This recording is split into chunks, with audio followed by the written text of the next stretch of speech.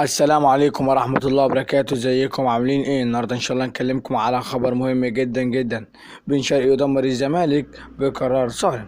شهدت الايام الماضية انتشار شائعات تفيد برغبة المغربي اشرف بن شرقي في الرحيل عن صفوف الزمالك خلال الفترة المقبلة لعدم حصوله على مستحقات متأخرة. واستلم مسؤول الزمالك انذار من محامي أشرف بن شرقي يوم 10 ديسمبر الماضي من أجل المطالبة بصرف المستحقات المتأخرة، والتي بلغت 750 ألف دولار، ما يعادل 12 مليون جنيه مصري.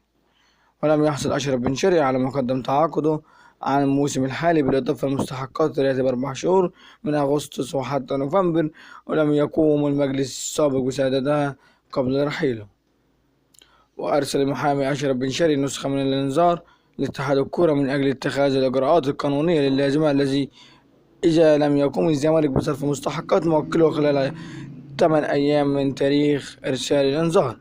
ويضرب الزمالك موعد مع نظيره بيراميدز في إطار الأسبوع الثاني من الدوري المصري، وتقام المباراة بعد غدا الخميس في تمام 7:30 مساء على ملعب الدفاع الجوي بالتجمع الخامس. وحقق الزمالك الفوز على نظير المقاولين العرب بنتيجة 2-0، وذلك في مباراة أقيمت يوم السبت الماضي على ملعب الكلية الحربية في إطار الجولة الأولى من الدوري المصري. وكده قلنا لكم خبر أشرف بن شرقي اللي كل الزمالكاوية بيسألوا عليه. نخش على الخبر التاني. النصب على نجم الزمالك في روض الفرج، أعرف التفاصيل معانا في برنامج الماتش. تعرض يوسف علي لاعب فريق الشباب بنادي الزمالك لعملية نصب واحتيال، وهو وشقيقه وبعض جيرانه بمنطقة روض الفرج.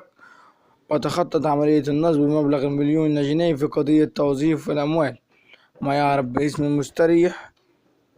وتم تحرير العديد من المحاضر تجاه الشخص الذي يعمل في المواد الغذائية. ووفقا لمواقع اليوم السابع، فإن الشخص المحتال فر هاربا، وعليه حكمين فضائيين كل منهما يقضي بالحبس لمدة 6 أشهر. وكده قلنا لكم عن أخبارنا النهاردة في برنامج الماتش، أخبار مهمة جدا جدا.